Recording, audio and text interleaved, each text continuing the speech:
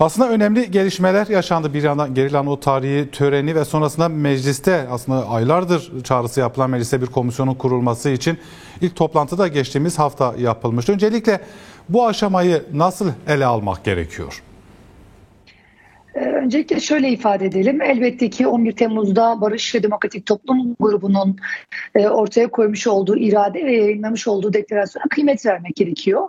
Ve şu aşamadan itibaren de artık daha fazla zamana yaymadan derhal mecliste bu komisyonun kurulması gerektiğini her fırsatta ifade ettik aslında.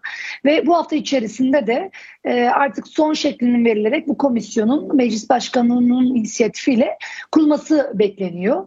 Tabii ki biz DEM Parti olarak kendi önerilerimizi de sunmuştuk bu komisyonun oluşma şekline dair ve aslında bu saatten sonra da bu komisyonda konuşulması gereken şeyler Barış ve Demokratik Toplum grubunun hem deklare etmiş olduğu metinde yer alan durumların hem de Kürt sorununun demokratik yollarla çözülmesinin önünde engel olan yasaların bu komisyonda bu yaz boyunca konuşulup tartışılıp nihayete erdirilmesi gibi bir beklenti söz konusu. Şunu da ifade edelim. Bu komisyon evet her ne kadar siyasi partilerden, siyasi partinin temsilcilerinden oluşmasına dair bir görüntü olmuş olsa da şu çok nettir.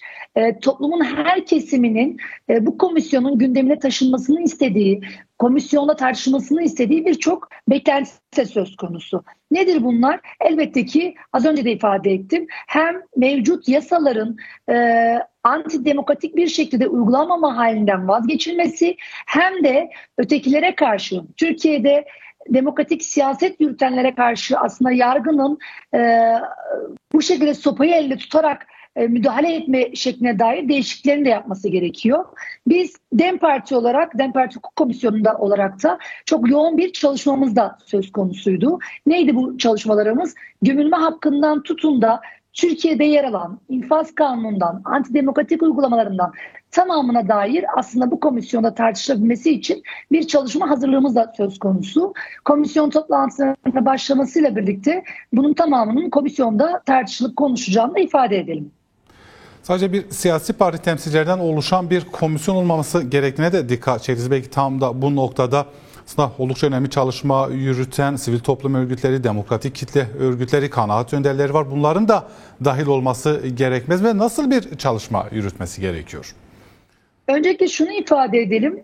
Bu aslında sürecin tek başına aktörü ve toplumsallaştırılmasındaki rol ve misyonu oynayan parti DEM Parti değildir. Evet. Tüm siyasi partilerin, yani bunun içerisine tüm muhalif ve iktidar partilerinin tamamını katarak söylüyoruz. Çünkü bu tek başına DEM Parti'nin işi, tek başına DEM Parti ile yürüyen bir süreç değil. Evet, baş müzakereci Sayın Öcalan, evet karşıda bir devlet heyeti var ve onlarla aslında görüşmeler gerçekleştiriliyor. Fakat Sayın Öcalan da bunu ilk görüşmesinde de ifade ettiği üzere bu sadece ben ve devlet arasında değil, tüm kesimin de içerisinde yer alarak ilerlemesi gereken bir süreçtir diye ifade etmişti. Nitekim ki hatırlayalım hep birlikte o dönem içerisinde de ilk mektuplarını zaten hem iktidara hem muhalefet partilerinin liderlerine göndererek zaten bu sürecin tüm kesimlerce aslında yürütülmesi gerektiğini ifade etmişti. Biz şu an DEM Parti olarak evet sahadayız. Biliyorsunuz yaz boyunca 2000'e yakın halk toplantısı, halk buluşması gerçekleştireceğiz. Ve bu buluşmalar içerisinde elbette ki sivil toplum örgütleri, basın kuruluşları tamamını kapsayan bir çalışma. Fakat bunun sadece DEM Parti'nin üzerinde kalmaması gerektiğini ifade etmek istiyoruz. Neden sadece DEM Partisi'nin üzerinde kalmaması gerekiyor? Çünkü eğer onurlu bir barış inşa edilecekse bu Türkiye'deki tüm demokratik kitle örgütlerinin, sivil toplum örgütlerinin, diğer muhalif siyasi partilerin, sol sosyalist örgütlerinin tamamının içerisinde olduğu, sözünü söylediği, taleplerini dile getirdiği ve bunun içinde eylem hattını ortak bir şekilde ören bir yerde olması gerektiği için bu komisyon sadece siyasi partilerin, yani temsili bir komisyon olmaması gerektiğini ifade edebiliriz. Bu noktada bir görüşme beklentisi de var, aslında yansıyan bilgiler vardı. Partinizin MYK'sı da toplandı bu konuda. Partinizden bir heyetin İmralı'ya gideceği yönünde bilgi de paylaşılmıştı. Bu konuda sanırım henüz netleşen bir durum yok, ancak bir izne tabi tutuluyor olması, bir izin dahilinde görüşmelerin gerçekleşiyor olması bu süreçte nereye denk düşer? Önder raporunun özellikle özgür yaşar ve çalışır koşulların sağlanması yönünde sıkça çağrılarda bulunuluyor. Öncelikle şunu ifade edelim. Bakın, bu sormuş olduğunuz soruyu halk toplantılarında da halk bize açık açık soruyor. Evet. Ne diyorlar?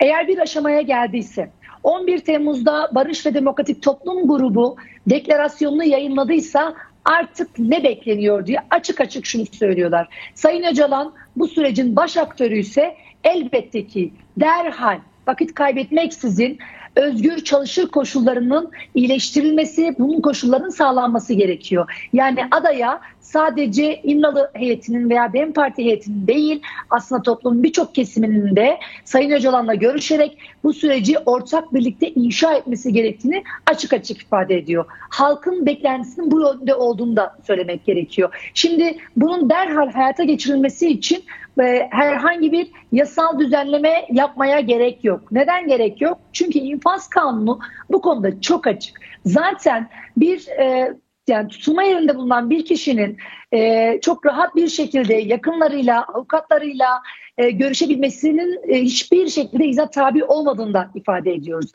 Öbür türlüsü için de zaten, yani eğer bir demokratik kitle örgütlerinin gitmesi, basın kuruluşlarının gitmesi ise çok rahat bir şekilde komisyonda yapılacak bir yasal düzenlemeyle bunların önü tamamen açılabilir. Bu neden çok önemli? Bu aslında sadece işte basına bir görüntü vermek veya işte artık izin verdik gibi bir görüntü vermekle ilgili değil aslında. Bu baş aktörün, yani Sayın Öcalan'ın diğer kesimlerle buluşması, basınla bir araya gelmesi, farklı mahallelerle, farklı cephelerle bir araya gelmesi aslında bu sürecin her kesim tarafından toplumsallaşmasının önünü açacak. Bakın, az önce neyi ifade ettim? Biz halk buluşmaları yapıyoruz DEM Parti olarak. Kendi tabanımızda elbette ki halk buluşmalarını gerçekleştiriyoruz ama haricen sivil toplum örgütleri, basın kuruluşlarıyla bir araya geliyoruz. Fakat biz kendi tabanımızda evet anlatıyoruz.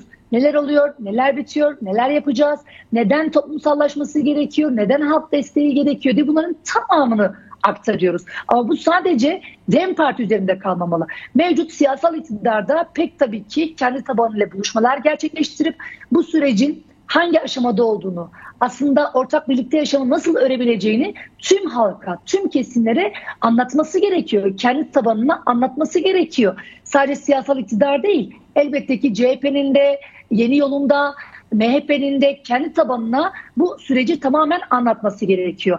Tekrardan sizin soracağınız soruya dönecek olursak, halkın bir diğer sorusu da bu mesela bize. Elbette ki en başta baş aktörün, yani Sayın Öcalan'ın çalışma koşulları neden halen iyileştirilmiyor diye haklı, meşru bir talep ve beklenti var ve iktidarın buna karşı aslında cevap olması gerekiyor. Bir diğer soru ise şunu açık açık ifade ediyorlar.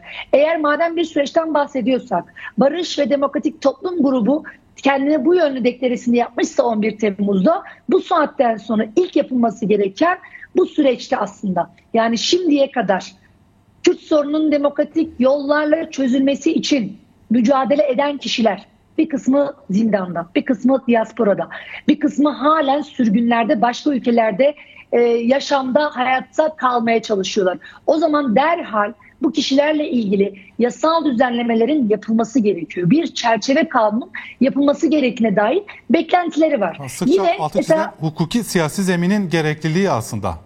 Kesinlikle. Bir diğeri mesela şunu açık açık bize soruyorlar.